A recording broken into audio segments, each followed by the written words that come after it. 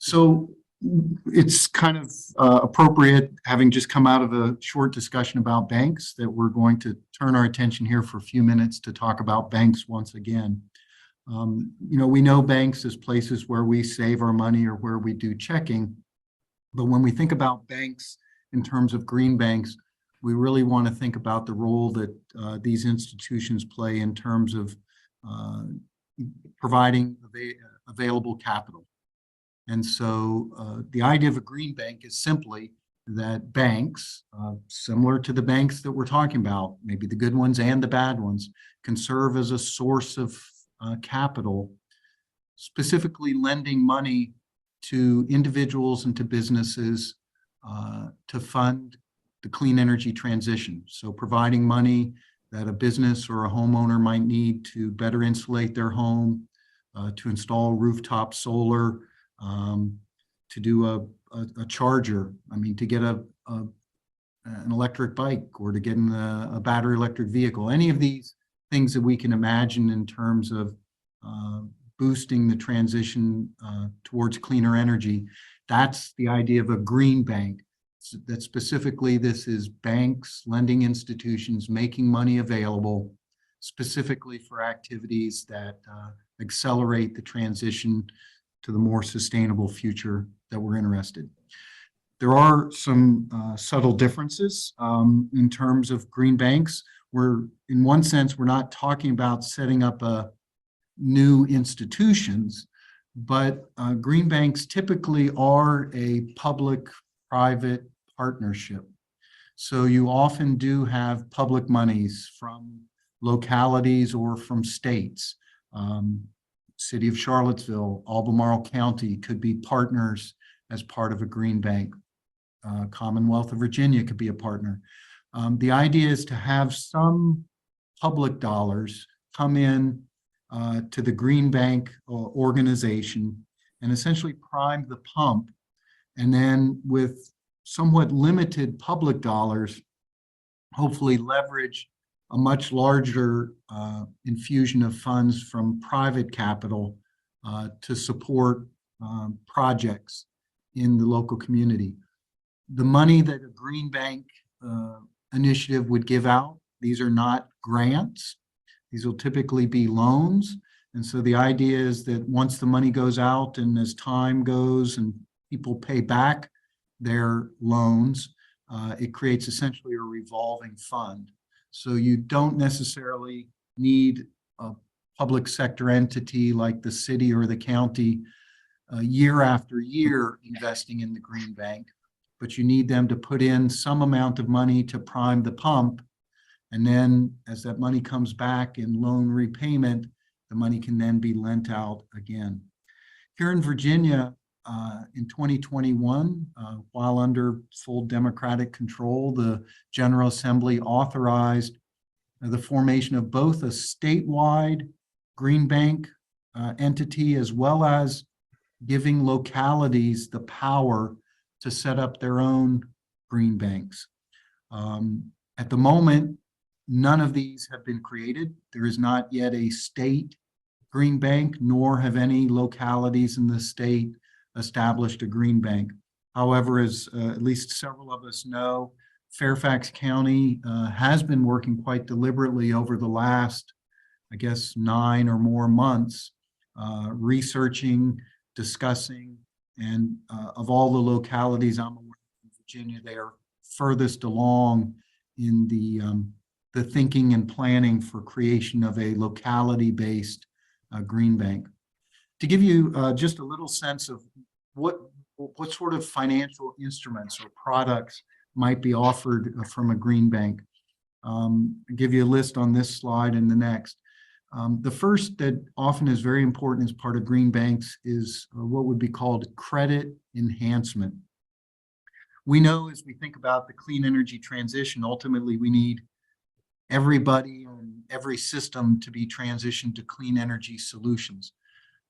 There are many people, particularly low and moderate income individuals in our community, who either don't have the resources themselves to make these clean energy investments, or they are often denied access to to financial lending and resources. They're considered to be too risky.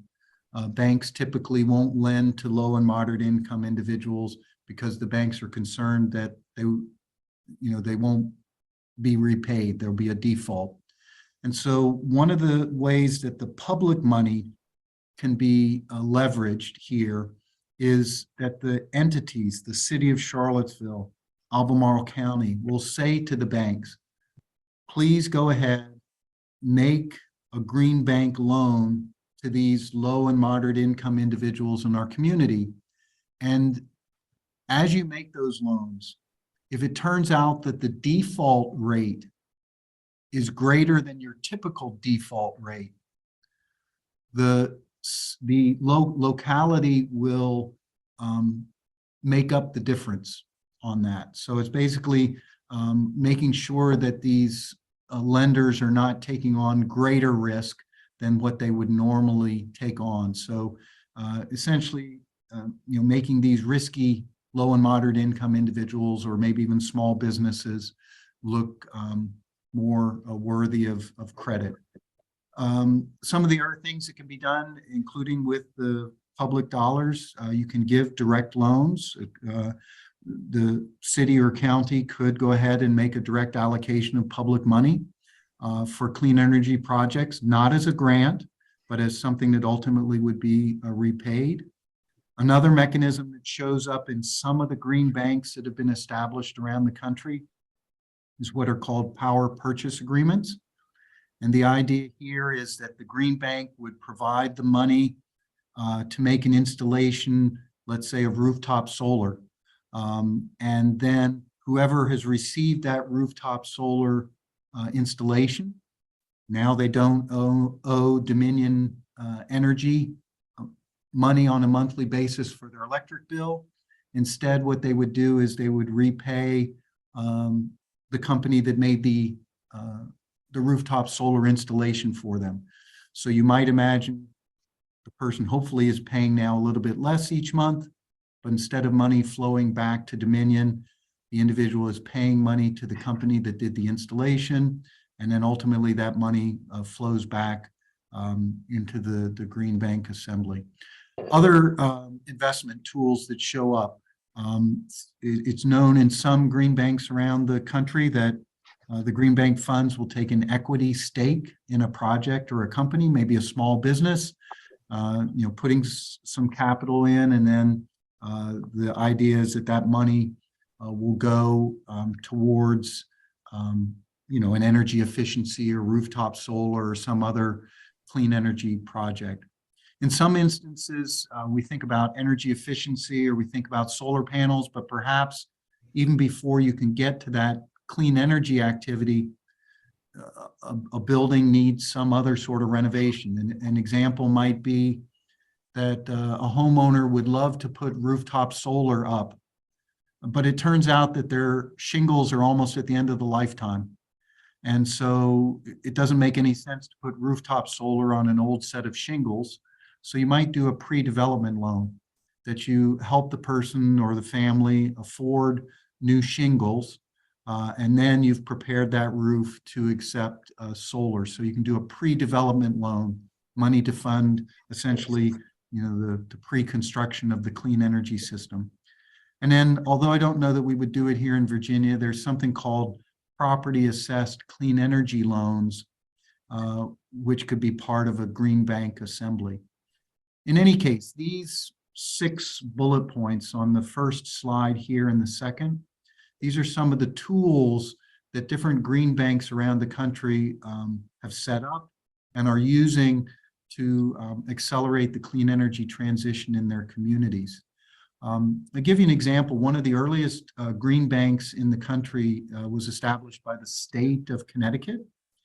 And one of the things that is actually very notable about their green bank, they've been very deliberate in the way that they've structured loans associated with rooftop solar installations. Generally, it's known in a community that does not have a green bank that majority Black and Hispanic neighborhoods quite often have installed less rooftop solar. Probably most importantly because of a lack of financial resources, maybe because of a lack of education. But as part of this structuring of the Connecticut Green Bank, that really focused and structured their financial products in a way that made the monies of the Green Bank available to Black and Hispanic members of the Connecticut community. They have had a dramatic increase, 180%, 187% increase in solar adoption in low and moderate income communities. And so when we think about possibly setting up a green bank in Charlottesville and or Albemarle County, certainly in the city, I know there's quite an emphasis right now on racial justice, helping those that don't have access to affordable housing. And so a green bank, which serves our environmental interests, can also do double duty in addressing concerns about racial or economic inequities. So in closing, before opening up for any questions, I would just note that just last week, actually, there was a meeting down at Charlottesville City Hall where the city is now semi-formally starting the process of understanding what might be involved in setting up a green bank here in our community. So there was a meeting attended by Mayor Snook, by the interim city manager, by the climate staff of the city. I was in attendance, as well as Jay Shimshak from the Batten School of Public Policy at UVA. The city has asked Jay and myself to engage students as well as faculty here at the university to answer a set of questions for the city about green banks. And so we've made a preliminary commitment to deliver a study report by the end of this calendar year to the city to help them understand and inform not the current budget cycle, which is well on its way to finalization, but to understand for the next budget cycle how the city might structure and then potentially make an initial investment for a setup of a green bank in Charlottesville. So with that, let me close my comments, and I'm happy to take any questions as time allows. Thank you, Bill. James, if I could just add something that you didn't mention, which I think is the reason that there's so much interest in this, is that in the Inflation Reduction Act, $27 billion were set aside for these activities. Yes, absolutely. I've spoken up a couple times at City Council, and that's a little bit what I've challenged them on. I've said, look, the state has given you the power. Localities are often concerned as a Dillon rule state that they don't have the power to do something. In this case, it's clear that the legislation has been passed and signed into law. And if the city's concerned about how do we fund this, there are federal dollars out there, specifically some of those dollars available to localities, particularly localities prepared to serve low and moderate income individuals. Exactly, James. I think that's the big impetus here, and it's a huge opportunity. And I know you'll be following it and keeping us abreast. Diane has her hand raised. I'm sorry, Diane. Go ahead. Hi. So my question is, so is this, like in the Connecticut example, is this a standalone bank, or is it like a portion of whatever, Wells Fargo, or, you know, like so the whole infrastructure of the bank itself? It seems a lot for a small community. You know. So size of a green bank is a concern that the mayor has expressed on several occasions, but it's not a case that you're setting up the entire structure of a bank, because you can imagine primarily that lending institutions, Bank of America, the local University of Virginia Community Credit Union, you know, they already have a whole lending infrastructure. But there is some additional structure that has to be created, some agreements that have to be signed. There will need to be some staffing. And that's part of what the city wants to better understand in the months ahead through the work of a number of individuals here at the university. I should mention, Fairfax County is moving along, and one of the things that the city wants to understand, Fairfax County has indicated an intent to set up their green bank in a way that allows other localities to join on. So you wouldn't be able to tap into the monies that Fairfax County puts in, but in terms of some of the administrative infrastructure, potentially, there's a way to share and reduce that staffing overhead. So it's something we have to investigate in the months ahead. Tom? Thanks, James. That's really interesting. And it's something you touched on, but one of the goals we've adopted is for outreach to minority communities. We've done some with Esmont so far. We're going to be visiting the Monacan Nation. But just listening, I'm sitting here thinking, would this be something to bring to, like, the African American community here? Would this be something for us to do as part of our outreach program? Might this be something that, in other words, you think would sell? Would this be a way to kind of? So I think there are two things, Tom, that come to mind. We're doing a study report. Jay Shimshak, my colleague, wants to be clear that, unlike me a little bit, and it's fine, he goes into this saying, hey, I'm not advocating for green bank. He says, I want to do a study and help you understand, does it make sense for the city? But he also said to me, he said, at the moment, I don't have any reason to believe that a green bank doesn't make sense. Mm-hmm. But let's say we deliver the report in 6 or 8 months' time.